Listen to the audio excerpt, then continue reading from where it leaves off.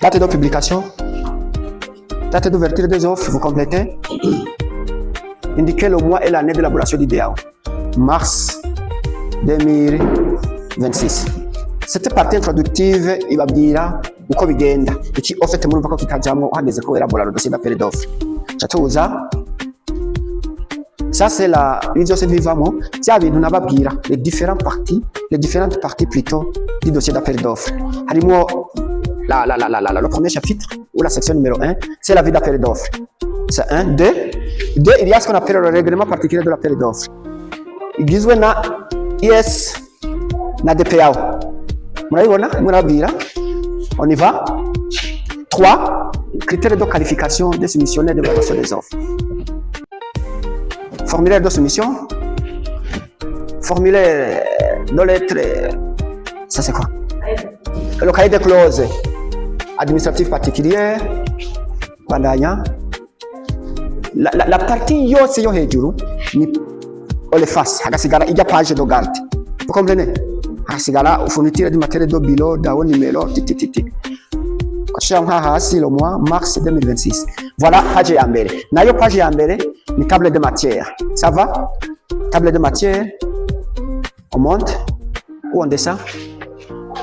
Voilà la première section à compléter. Appel d'offres ouvert national. Tu vas quoi ouvert national ou international? Faut la dire. Ou tu as aussi climat et qui t'a concerné.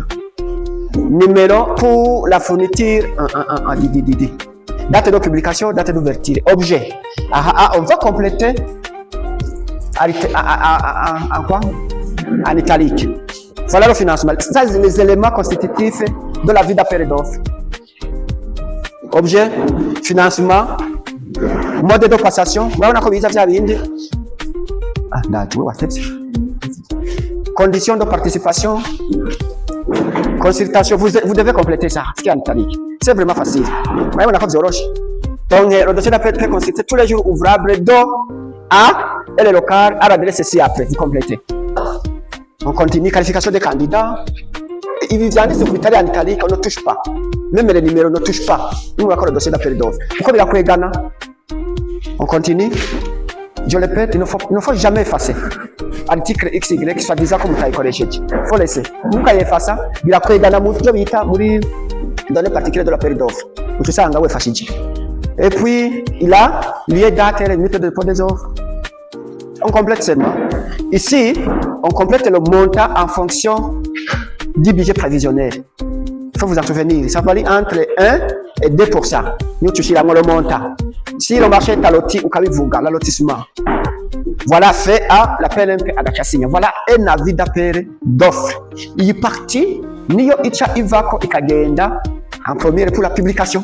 Tu publies, c'était parti. Turumvikana niyo tu publies, tu tira muri ARMP cyangwa muri Roro Nouveau.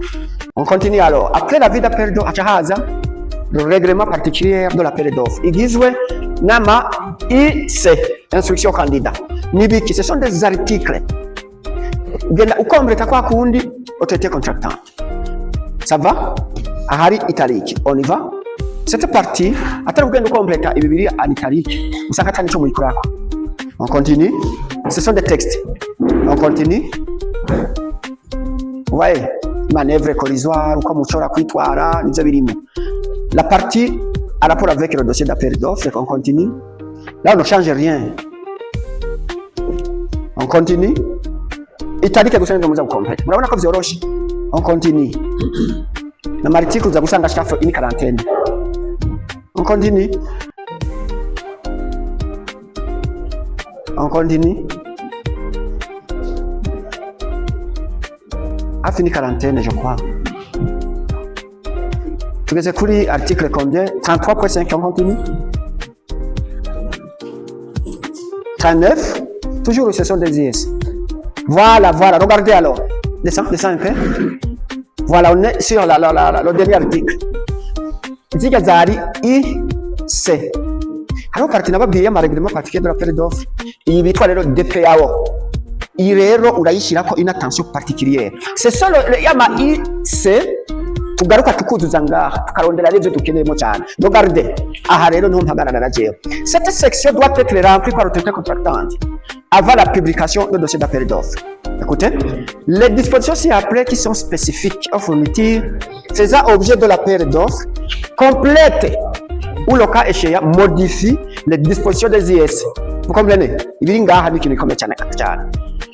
Les IS, en cas de divergence, les données particulières ci-dessous ont priorité sur les clauses DS. Habaye les divergences, ibyanditse hariya hejuru n'ibiri ngaha nivyo bifeza foi. Mwashobora kwihenda hariya mugabo mukihenda ngaha hariya ntimuvyo ngo mwanditse byo bazoraba ibiri ngaha. Sava nibi rero bacha bavuga duza murabona ya manimero objet de la soumission iyi correspondana na bimwe twakura muri IS niyo article ya mbere iragarutse. Sava de livraison izi nimero ziri ngaha zi correspondana na IS hariya. Continue de 3 sava critère 4 manura murabona 5 kitarimo no change pas s'il vous plaît muze muhindure ngo muce mushiramo 5 ngaha. Turumvikana? No change pas parce que le 5 nimba mukeneye ico isigura gisanzwe kirimo imitire yuko kigwa kiragaruka nkariya. Vous comprenez? Kandi lo numero ngaho correspondana biri hariya. Turumvikana? Izi numero nimuzihindura parce que le numéro 5 se trouve quelque part. On continue. Regardez, voilà les documents administratifs et la saba. C'était trois zanditse ni ARMP. Nacho gituma namwe murimo murakora dossier d'appel d'offres nizi murazizana. Document administratif. Uzo buri muraruhisha abantu kuko baramaze kubitugirira. Ko kuyongeramo kandi barabitugirira. Kandi sinzi ko avura nk'indi wongeramo.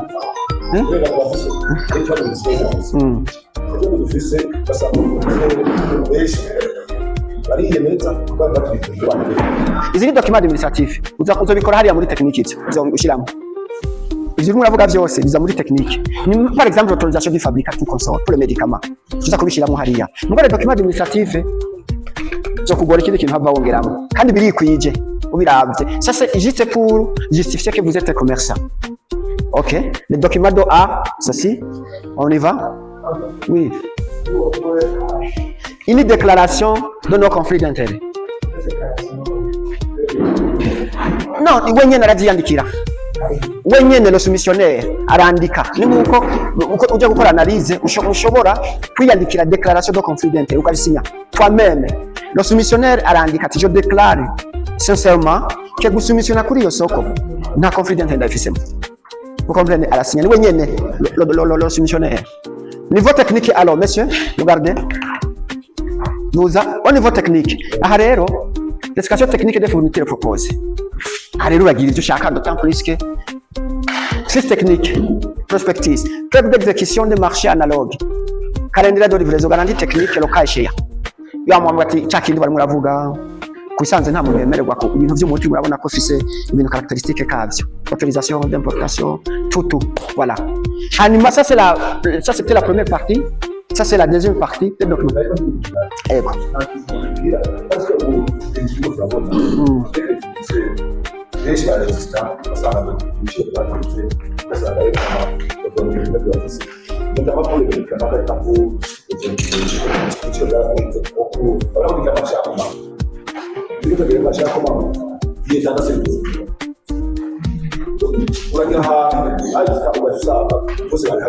nimwe muvyandika nabi ndakwereka amashako ndakwereka dossier d'appel d'offres twagiriye officiel ndabikwereka twabigize muri je vais vous montrer n'a pas de problème iyi ni general kuri particulier ndakwereka yo twakoreye kinyinya kandi bose barayikoresha nta ngorane bitera byose batavuye iwanyu ndabikwereka reka tubanze dukore le general ego je vais vous montrer il n'y a pas de problème ça c'est le général particulier ndaza kuyikwereka au niveau c'est ça on continue ndaza kukwereka iyo twakoze bien atandi financier c'est-à-dire administratif technique et financier regardez 12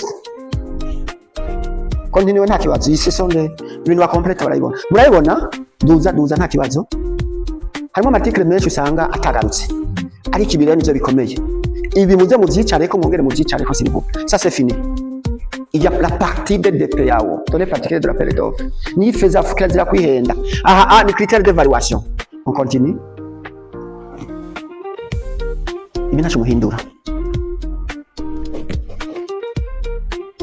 no kubereka parce que muzinjira musoma mu byumve ibisigaye formulaire de soumission à la section D ibi bisanzwe biriho hariya murabimuha ce sont des formulaires préétablis aza gukompleta hamwe hari en italique ni rien de difficile voilà formulaire de soumissionnaire ngibi date tout en cas de groupement ni formulaire bacha bayuzuza bandanya fiche de renseignement si chaque membre de groupement muravyibuka ivyari byo voilà situation financière tashobora kubaza batwereka ama état financier ko abo bantu babizi gukora des documents de saba chiffre d'affaires moyen des fournitures on continue ariko ibi byose singomba ngurisa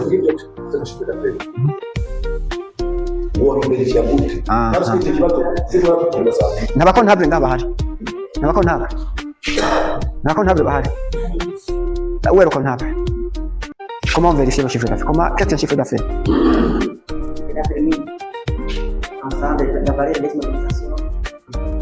Chiffre d'affaires, ce sont les ventes. Les ventes. Tu veux t'en gute? Oh, il y a des gens qui vont dire. Moi, quand je document arrive, il arakora les états financiers pour chaque entreprise. Tu as dit, on veut les états financiers. Qui dit les états financiers? Il faut faire un annexe, le bilan. Le compte de résultats, la variation des capitaux propres, les annexes, les états financiers. Le chiffre d'affaires rero urayisangako biri certifié, d'abord biri effectivement biri arrêté par l'entreprise, certifié par Robert et après vous allez déclarer auprès de Robert. Hariko n'amakasha Robert. Ureka kwemera izo données gute? C'est organique. Ureka kuzemera gute? Ngubu umu expert wabyo. Ibi nta kibazo ko navyo verisa.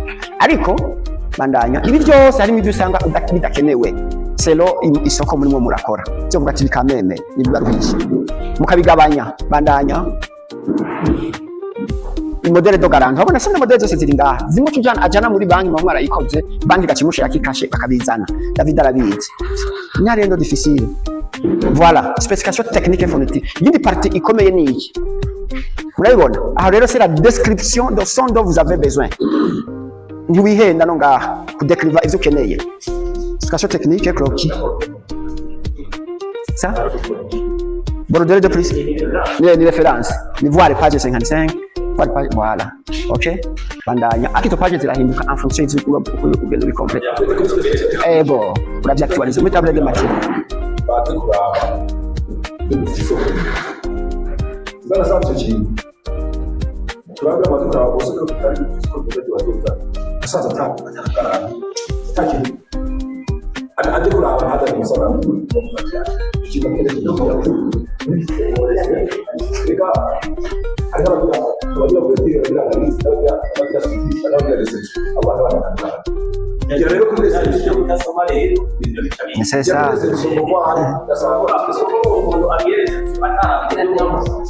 ingorane c'est ça il faut ko basoma les documents imbere n'abakora analize la domaine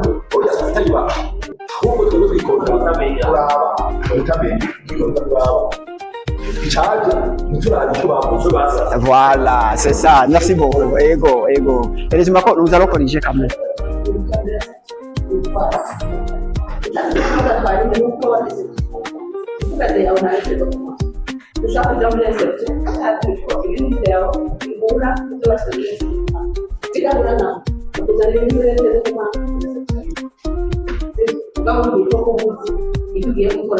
Spécification technique ici. On a tout la vidéo, j'en ai pris bon document, j'en ai pris le document. Ça va, on continue. Ayo yose n'amaformule twabonye modèle de plus unité na DKI bigasinywa. Voilà, croquis. Ariko ngaho kuri bordeaux de plus unité. Ikibazo. Ibaza yuko imbere yuko ugira de yawo ubanza kugira iyindi rokitima y'umuntu. Ifate nko kuba. Wani vodoro kitarga sanga nta muntu ashoboye gukatisha amatafari. Foda bororo kwite umuntu ashobora utafise de vie confidentielle barajyoga. Ni wakora. Ça c'est pertinent. Il faut que vous fassiez de vie confidentielle. Uvyenye uri kuravuga. Nimba umubona tugomba kubaka. Musi mu ingénieur abona abwira même la budgétisation. Le budget prévisionnel y'isoko. Mutayifise mutayibona mu marché sera infective. Ni yari karavuga. Nawe twandikira tubaho mu ingénieur. bashaka gukoresha ingenieri batatu hanyuma bakagira confrontation y'amategeko y'amadepiyasi Effectivement. usanga abasuzumira ari basuzumira amajwi kubera atabyize neza Voilà. ubu ameze yaratuki ababyize neza bakaba ari guca bafatira seko Très bien. ukashaka bigiye burya nta hantu hariho aho dushobora kuvuga amafaranga reka twese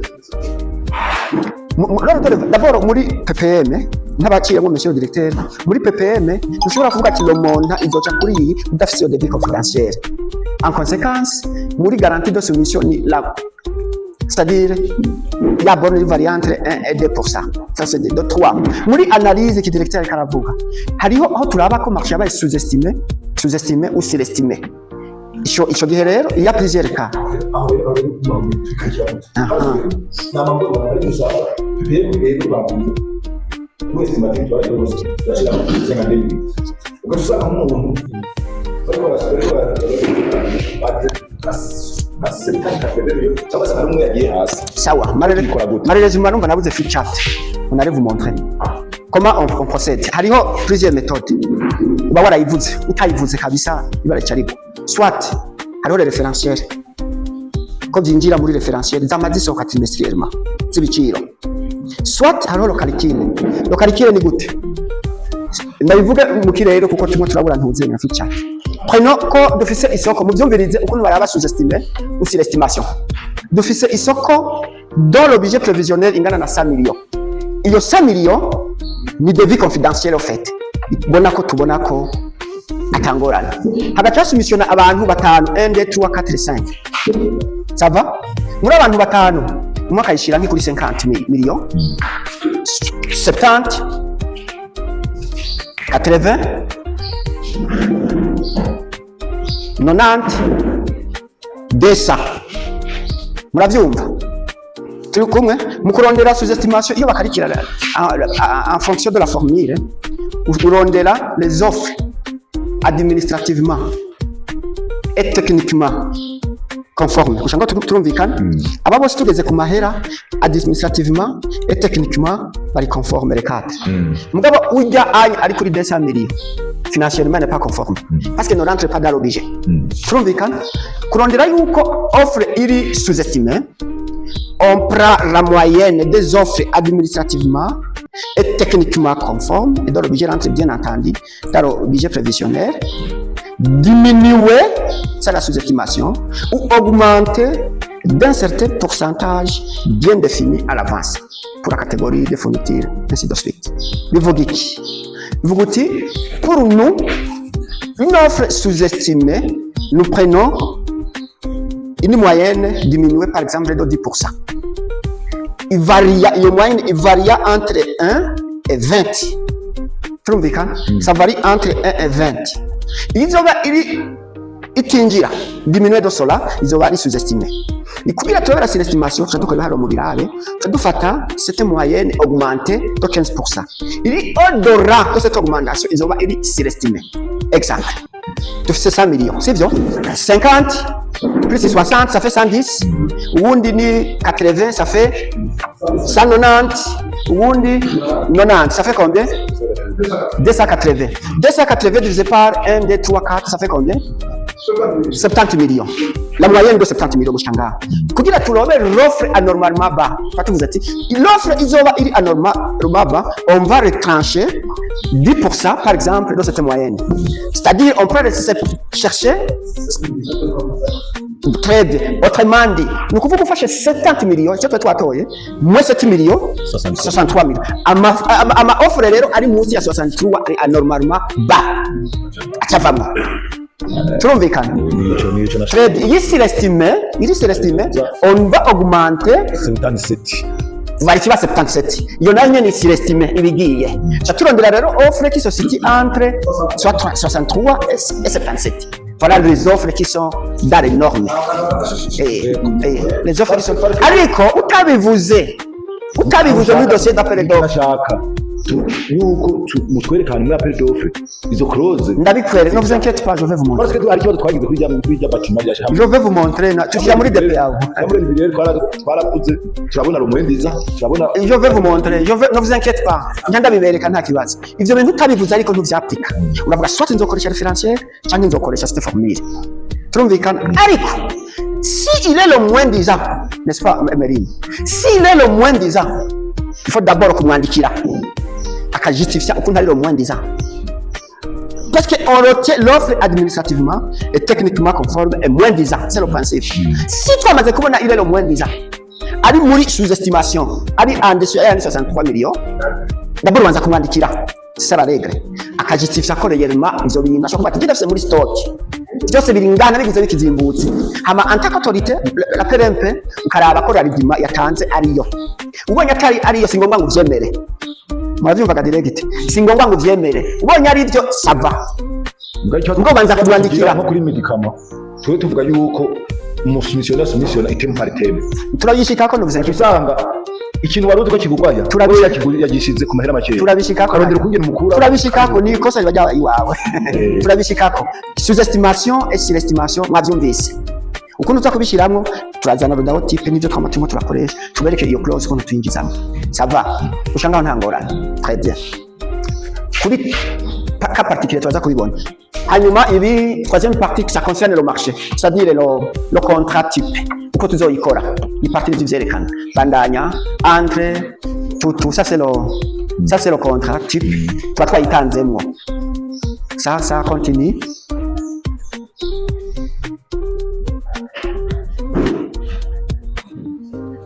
Là on peut même c'est le contrat, c'est là modèle du contrat et c'est fini, ça va. Genda kuri 2026 2025 ngirira kame komenda kubereka iyo clause pour tant tuishira ja muri dossier 2026 2020 manzo veyo 2020 ici 25 26 dao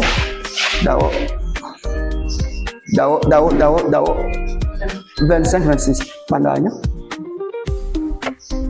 c'est le dossier. Voilà d'abord.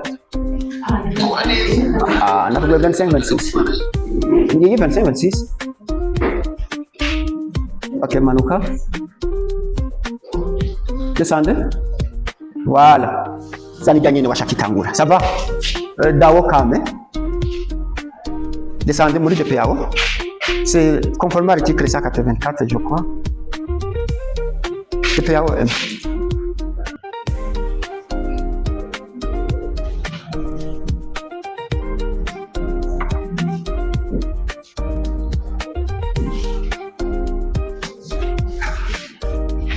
Mwabonye ko twese kuri DP yaho bandanya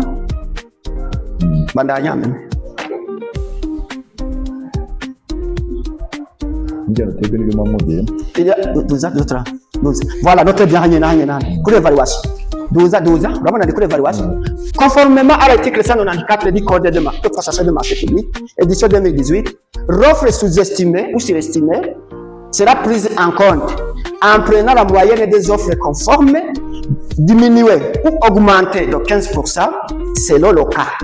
Ça va? Une offre qui se retrouverait en dessous ou au-delà de cette moyenne sera d'office écartée. Notez bien, une offre technique et conforme est celle qui est administrativement et techniquement conforme et dont l'offre financière proposée est inférieure ou égale au budget prévisionnel du marché. Vous l'analysez de la route n'abishizemo. Ça va? Utagishizemo bizokupfurwa. Sohoka. Ça va? Très bien.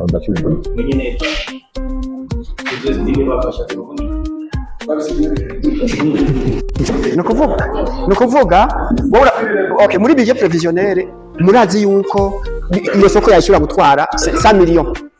Ugacubona barimo barazana abadepoza nka 50 millions 40 millions. Est-ce que umuntu usumusharara rata azobiro vraiment unye azokora isoko ntagomba kutubesha des sous-estimés kugira rero mushiremo voilà utukoresha kwa formule ijya close bashizemo rero baravuga ati 15% cyangwa 10% bivana n'ibyo ugomba 15% ya monta iri hejuru cyangwa iri hasi ibiri musi yo moyenne y'abafournisseurs bafashe abo muntu ari atazoguha nakubesha cyo byo n'umukora ko directement urabanza kumwandikira kumva ko nisigura aha kimunanira gukora mwari kumuhwata cyo twarayisizemo twari kuyimu wari utayishizemo arakwandikira ntacyari kirimo n'umuntu twakarikiye ego abantu baje muri abo kintu kukiraba ko kirakomeye